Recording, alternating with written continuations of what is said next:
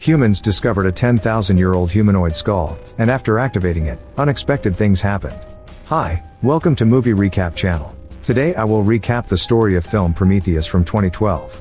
Many eons ago, when Earth was still a barren land, a spaceship descended from the heavens. Out stepped a humanoid alien who removed his hood and solemnly opened a metal box. He drank the mysterious substance inside with a single gulp. As the spaceship retreated into the sky, the humanoid's body transformed, and his alabaster skin began to crack.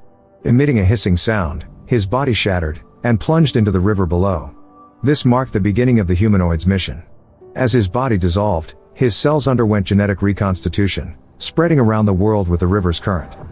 Fast forward to 2089, when scientist Dr. Shaw and her boyfriend Charlie were exploring Scotland. They discovered a 35,000-year-old mural in a cave, depicting humans kneeling and worshipping a humanoid whose hand pointed towards a planet. The couple was ecstatic, and Dr. Shaw conceived the idea that the mural might represent the humanoid guiding humans to their origin. Thus, in 2093, a scientific research vessel named Prometheus embarked on a journey to the planet indicated by the humanoid in the mural. Aboard the ship are 17 crew members, the majority of whom slumber in hibernation pods. The responsibility of overseeing the vessel falls on David, a highly capable and intelligent cyborg. Though he is equal to, if not superior to humans in many ways, he lacks the ability to reproduce. To stave off boredom, David exercises, studies, imitates human lifestyles through movies, and even uses his neuromask to peer into the dreams of his fellow crew members. His goal is to understand human consciousness and thought. After a 2-year journey, the ship finally reaches its destination. A blue planet comes into view, prompting David to awaken the entire crew, including Dr. Shaw and her boyfriend Charlie. Once the team regains their strength, Vickers, the mission director, calls a meeting. As David activates the holographic projection, an elderly man Wayland appears before the group. This man had funded the interstellar exploration, and the recorded video from 2091 signifies that the crew has successfully arrived at their destination and that he has since passed away. He introduces David as his most trusted assistant. As a cyborg, David will never age or die. However, he lacks the most crucial aspect of humanity, a soul. A subtle expression crosses David's face, revealing his deep concern about his cyborg status and his determination to learn about human consciousness. The elderly man continues, stating that he spent his life contemplating 3 questions. Where did mankind come from? What is humanity's purpose? And what happens to humans after death? Fortunately, Dr. Shaw and Charlie discovered the answers near the end of his life, prompting him to sponsor the costly interstellar journey. Charlie elaborates on their mission's destination. They found 7 murals from various times and civilizations across Earth, each depicting a humanoid alien pointing to the same galaxy.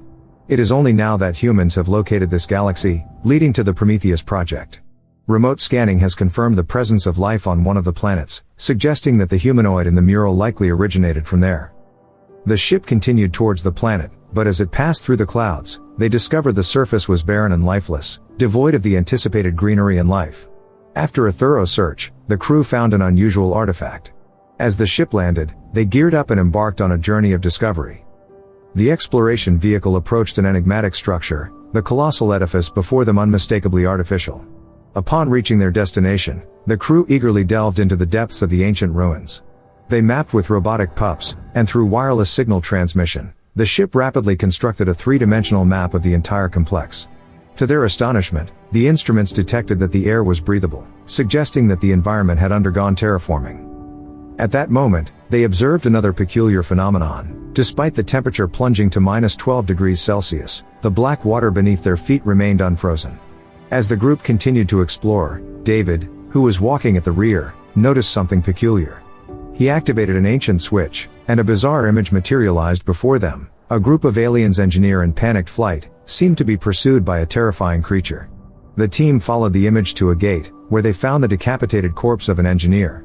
It seemed as if he had been fleeing when his head was caught in the gate. A carbon dating test revealed that the engineer had been dead for over 2,000 years. Upon seeing this, Milburn began to panic and urged the geologist Fifield to return to the ship with him. Meanwhile, David managed to open the gate by deciphering the ancient writing on the door. Inside, the area resembled an altar, with a monolithic statue of a humanoid head at the forefront. They also found a pile of metal cylinders in the chamber, and worm-like creatures writhed in the black slime. The walls were adorned with intricate carvings, seemingly depicting a terrifying creature. Curious, David inspected the cylinder filled with contaminating black slime, which he suspected to be an unknown organic life form. At that moment, Dr. Shaw noticed the mural's colors fading rapidly, likely due to their intrusion altering the atmospheric conditions. A warning from the ship indicated that a storm containing large amounts of silicides was approaching. Realizing the danger, Dr. Shaw grabbed the engineer's head and prepared to evacuate. Unbeknownst to the others, David secretly took a cylinder with him as they fled, leaking black liquid and wriggling worms onto the ground. The team hurried back to the ship, narrowly escaping the oncoming storm. Thankfully, everyone made it back safely. However, after taking a head count, the Captain Yannick realized that Milburn and Fifield, who had left earlier, were missing, presumably lost in the ruins. With no other option, the crew decided to wait for the storm to pass before venturing out to find them. Dr. Shaw's team began analyzing the engineer's head. After sterilizing it, they electronically scanned the head and discovered that beneath the helmet lay the actual skeleton. With David's assistance, Dr. Xiao carefully uncovered the mysterious helmet, revealing a face that looked strikingly human. Everyone was stunned. Dr. Shaw found that there seemed to be new cellular tissue still alive within the head. This discovery excited Dr. Shaw, who immediately began an intracranial recovery. The assistant inserted an instrument probe directly into the engineer's head, attempting to reactivate the nerves in its brain and create the illusion of being alive. Under the influence of the instrument, the engineer's head responded, and its eyes slowly opened. But likely due to a powerful drug, the engineer showed an expression of pain. Realizing something was wrong, the team quickly opened the protective box, and the next moment, the head exploded. Once the group regained their senses, Dr. Shaw promptly removed the intracranial tissue from the engineer's head and continued the research. Astonishingly, the results showed that engineers' genes matched perfectly with human genes, suggesting that these engineers could be humanity's creators. This conclusion challenged everything humankind had ever known, and it was difficult for Dr. Shaw to accept. At this point, David discreetly put on his neuromask and informed a mysterious man about the findings. David then retrieved the cylinder he had taken from the pyramid. To test the efficacy of the black liquid, David found Charlie and stealthily added a drop of it into Charlie's wine as he poured it. Unaware of the alteration, Charlie drank the wine and later found his girlfriend, Dr. Shaw. Under the influence of the drink, they had sex. Meanwhile, the lost duo discovered a massive pile of engineer corpses within the pyramid. It seemed as if they had been hiding from some terrible threat when they were alive. Each of the bodies had burst open from the inside, as if a creature had erupted from within them. Terrified, the two men fled in a panic, ultimately finding themselves back in the room where the cylinders were stored. At that moment, something appeared to be stirring in the black liquid, and a white snake-like creature emerged. Rather than being fearful, Milburn reached out to interact with the creature. In an instant, the creature wrapped itself around his arm with surprising strength, quickly twisting and contorting it. In an attempt to save him, Fifield slashed at the creature with a knife, not realizing that the monster's bodily fluids were highly corrosive. The fluid melted Fifield's helmet, causing significant damage. To their horror, the creature's severed head regenerated, and it swiftly burrowed into Milburn's suit, entering his body through his mouth and nose. The next morning, Charlie noticed a small worm-like organism emerge from one of his corneas. Just as he was pondering the sight, the radio suddenly came to life. It turned out that the team to rescue Milburn and Fifield was assembling. Without much thought, Charlie joined the team and set off. By the time the group found the missing duo, they had been dead for quite some time. The creature swiftly escaped from the corpses, and meanwhile, Charlie sickens rapidly. Realizing that this was not a safe place to linger, the group hastily retreated. However, unbeknownst to everyone, David had slipped away from the group and reached alone in a mysterious chamber filled with countless cylinders. At the end of the passage, David discovered a circular spacecraft containing a living engineer in stasis and a holographic star map highlighting several distant planetary systems. After watching holograms, David realized that the engineers were at least tens of thousands of years ahead of Earth in terms of technology. They had intended to use the ship to travel to Earth with the black liquid on board, but for some reason, the ship never managed to take off. David finds a single engineer in a nearby stasis pod and can hear its heart beating. On the other hand, when the group returned to the spaceship, Charlie's infection rapidly ravages his body. As he visibly deteriorates, to prevent any accidents, Vickers firmly denied him entry to the ship. At this point, Charlie realized he couldn't be cured and, after saying his final goodbyes to his girlfriend, he begged Vickers to burn him to death.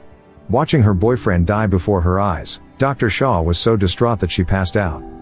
When she awoke, she found herself lying on an operating table. From David, she learned that she, despite being previously infertile, is now in advanced pregnancy. However, she had only been intimate with Charlie the previous night, and the group suspected something was amiss with the fetus. They wanted to put Dr. Shaw in cryostasis and bring her back to Earth for research. But just then, Dr. Shaw suddenly rose and knocked everyone out. She fought through the severe pain and escaped to the medical bay. She wanted it out and conducted a self-inflicted cesarean abortion in an automated, robotic surgery medpod machine. She delivered a squid-like creature. Watching the creature was writhing uncontrollably, Dr. Shaw quickly fled the medical bay and activated the removal procedure. She was determined to destroy the monstrous creature once and for all. And that's when Fifield, who had supposedly been dead, shockingly came back to life and began a killing spree on the ship. Normal weapons were no longer effective against him, and the team suffered heavy casualties. Fortunately, the captain arrived just in time and burned Fifield to ashes. Meanwhile, Dr. Shaw escaped from the medical room and, in a panic, stumbled upon a hidden chamber where she was astonished to find the supposedly long-dead boss Wayland. That's when she learned the truth of what had transpired. It turned out that Wayland was indeed running out of time and had been in stasis aboard the ship. When David discovered the still-living engineer not long ago, Wayland decided to seek out these creators of humanity. If the engineer could create humans, they must have a way to save them as well. Wayland was desperate to prolong his life. To honor her boyfriend's long-held dream, Dr. Shaw agreed to accompany them. Just as Dr. Shaw was preparing to leave, Yannick confronted her. He theorizes that the moon they are on was used by the engineers as a military base, as no one would conduct dangerous experiments on their own doorstep. He analyzed that the engineers had experienced an accident while manufacturing the canisters, which allowed the monsters inside to escape, resulting in both sides suffering losses. They needed to leave the planet as soon as possible. Dr. Shaw had no choice but to reveal the truth to the Yannick. If they could find the engineer, they would uncover the cause and consequences of all the events, and then the group could naturally depart. Dr. Shaw followed the remaining crew into the pyramid, where they discovered the circular airship. With David's help, they awoke the last of the living engineers. Wayland immediately asked David to inquire about prolonging his life, while Dr. Shaw sought to understand why the engineers had destroyed humanity when they were its creators. However, the engineer didn't answer their questions. Instead, he reached out, gently stroked David's head, and shockingly ripping his head out in an instant. The boss narrowly escaped death. The rest of the crew attempted to fight back, but their weapons were useless against the engineer. Ultimately, all were killed except for Dr. Shaw, who sensed danger early and fled. The engineer didn't pursue her but activated the ship's cockpit. With some manipulation, a star map of the universe appeared. The engineer then activated the ship, intending to take the black liquid to Earth to continue destroying humanity. Having escaped, Dr. Shaw immediately informed Yannick of the engineer's plan. They had to stop the ship or face Earth's total annihilation. Vickers assessed the situation and ordered Yannick to return to Earth. Unexpectedly, after a moment of contemplation, Yannick made a different decision. After ejecting Vickers' escape pod, he commanded his crew to activate the ion thrusters, intending to turn the entire ship into a cannonball. As the engineer's ship took off, the Prometheus jettisoned its cargo and hurtled toward the ship on a suicide mission. The two ships collided in a massive explosion, bringing both down. The unfortunate Vickers was crushed to death by the wreckage, leaving Dr. Shaw as the sole survivor. Dr. Shaw made her way to Vickers' escape pod to use the medical equipment there to treat her injuries. To her surprise, the original monstrous fetus hadn't been killed, and its body has grown to gigantic size. At that moment, Dr. Shaw heard David's voice through her earpiece. As a cyborg, he could survive even as just a head. David warned Dr. Shaw to flee, as the engineer was coming after her. But it was too late, the engineer had already arrived. In the ensuing chaos, Dr. Shaw opened the hatch, releasing the tentacled creature inside. The engineer, no match for this biological weapon designed to kill, was ultimately subdued by being thrusted an ovipositor down its throat. After escaping safely, Dr. Shaw learned from David that there are more of the engineer's ships elsewhere on the planet and that he could take her back to Earth. However, she rejected the offer. Instead of returning to Earth, she wanted to retrace her journey and locate the giant's home planet to uncover the truth behind all that had happened. At the end of the film, Dr. Shaw and David took off in their spaceship. Unbeknownst to them, an alien creature bursts out of the dying engineer's chest, accompanied by a sinister hiss. And with that, the film came to a close. Subscribe to watch more videos like this, turn on notifications, and leave a like, it really helps the channel out. Thank you for watching.